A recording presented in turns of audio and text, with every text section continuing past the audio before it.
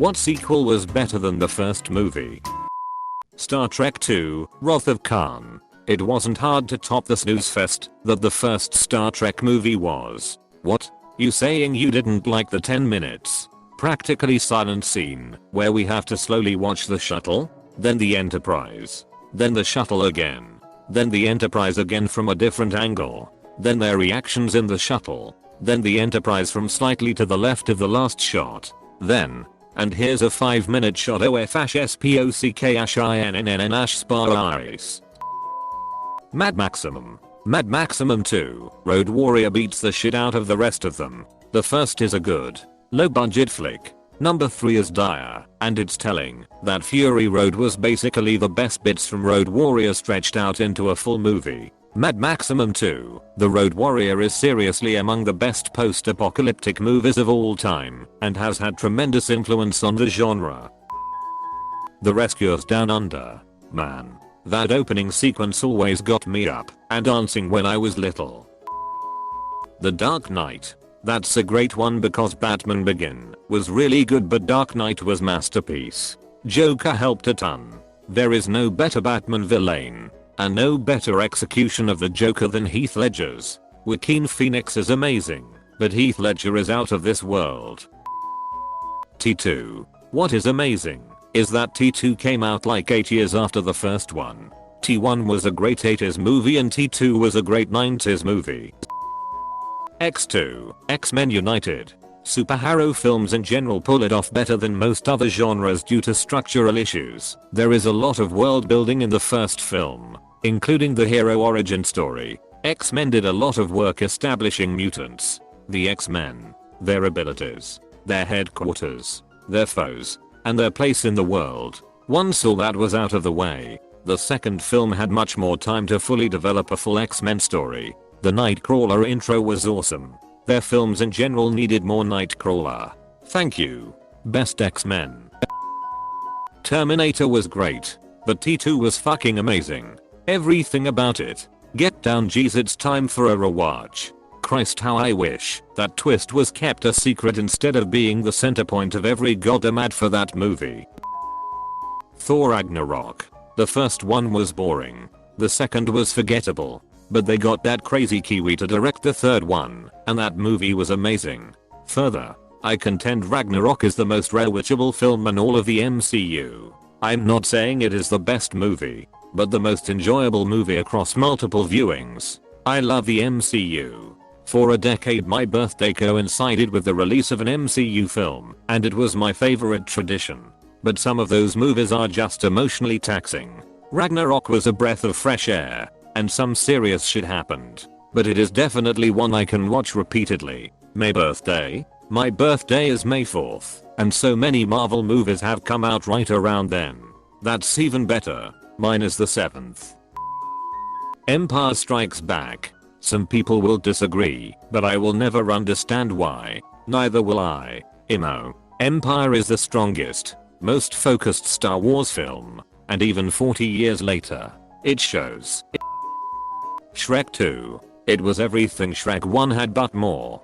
Shrek had All-Star. Shrek 2 had holding out for a hero. No. Shrek 2 had accidentally in love. It had both. And it was spectacular. It was Shrektacular. 22 Jump Street is incredible. 21 is way better than it had any right to be, which is usually a sign the sequel will be a phoned-in cash grab, where the jokes are, at best, stale repeats of the first. See Anchorman 2 for example. 22 Jump STS entire meter spinnies that it's just an exact repeat of the first with a bigger budget, and it takes the fourth wall self-referencing to a ridiculous level. And of course the fake sequel chronology at the end is just the cherry on top. Cynthia. Jesus died for us in the UHS. Dead. She's dead.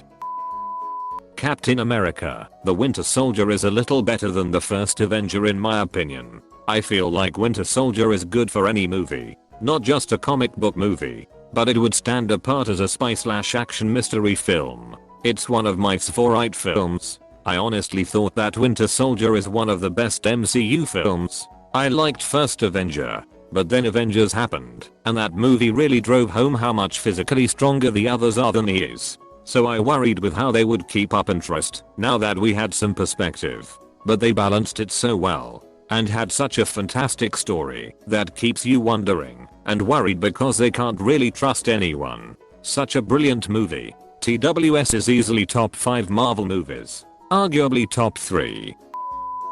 Evil Dead. Evil Dead 2nd is a masterpiece. Evil Dead 2nd is groovy. FDFY.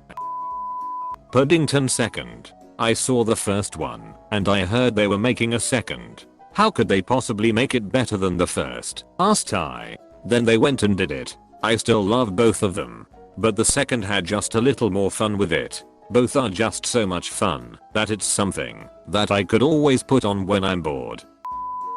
Spider-Man 2. Tobey Maguire was gold. I loved that movie. I've said it before, but Alfred Molina in my opinion was the perfect casting for Doc Ock. Menacing but relatable. I thought the CGI and the fight scenes were also awesome. My best friend and I are slowly working on opening a restaurant together. We plan to have a picture of Alfred Molina on the wall with a plaque that says Alfred Molina eats for free, because we both think his performance as Doc Ock is one of the most incredible genre performances of all time.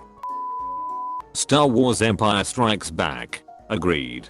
It's so much more MP. I'm an outlier, but I really liked episode 6. Return of the Beast. Edit. AWW. Why dop fix the typo? It was awesome. / 2emp2 backlist. World War II in color. Peter Jackson has joined the chat. Kung Fu Panda 2. I cried during this one lol. Batman Returns. Michelle Pfeiffer in black latex. Danny DeVito. Penguins wearing jetpacks. Christopher Walken. Devine Feminine Wrath. Doomed Romance. A soundtrack by Danny Elfman. Neon in the Living Room. Okay, these are all great points, but Jack Nicholson as Joker with the face paint over his bleached white skin and the dumb dance number in the museum. Look, I love Heath Ledger Joker as a character, but Jack Nicholson really nailed my interpretation of Joker. Edit to specify. Jack Nicholson is my favorite live action Joker, not overall. Where does he get those wonderful toys? Asking all the right questions too. The Godfather Part 2. It was so good that Coppola could have split this movie in two and had both win Best Picture. Nowadays, that's probably exactly what they'd do. Expand the parts with Michael to a full movie and have the parts with young Vito a separate prequel. Somewhere out there is a version of The Godfather that is recut chronologically. It begins with Vito's mother getting killed and end with Fredo's murder. They ran it on NBC like 25 years ago. It was odd seeing the story that way, but kind of cool too. I believe it's called The Godfather Epic, but yay. It's like 6 hours or something crazy like that. Catching Fire. The Hunger Games was a great adaptation and a wonderful movie. In all honesty, it should have had the same fate as the Divergent movies, but the studio did the fans justice by hiring extremely talented filmmakers and actors. Catching Fire could have been a boring repeat of the first movie. Government oppression, rumblings of revolution, and, of course, entering the arena. However, the movie was incredible.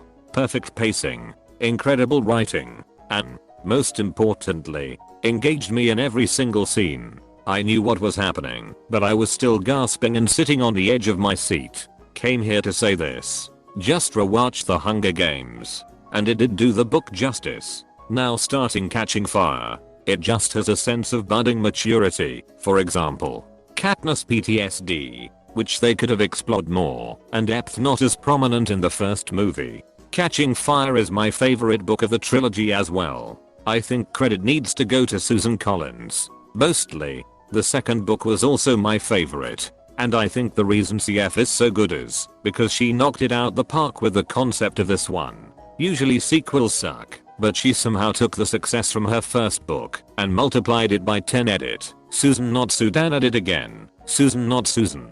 Even though Mockingjay is a bit of a mess pacing wise, both the book and the movie, I've gotta say, the Hunger Games trilogy are some of the very best novels out these. Catching Fire is easily the best, but I love how it has themes other than love triangle, match that with some really nice world building, some great twists, A fantastic premise to begin with, and have it be really well written, and you have yourself a very much deservedly successful book/movie series. Yeah. I'm a bit resentful of how THG gets lumped in with dumb trash. It's so much better than Divergent or the Maze Runner series emo. Also the love triangle is overblown. Yes, it does exist, but it exists for a realistic reason in universe, and is played for realistic drama, not cheap romantic appeal for people who've only watched the films. I recommend reading the books. They're written in first person, so you get to hear Katniss' motivations for various things, which were more complex than I'd inferred from the screen adaptation. Captain America, the Winter Soldier, instantly turned Captain America from the cringiest Avenger into the most awesome one. Take out the superhuman powers, and you're still left with an awesome spy movie. Bad Boys 2, and you two motherfuckers need Jesus. Apostrophe. I can smell my ass burning. The Devil's Rejects. Thor, Ragnarok.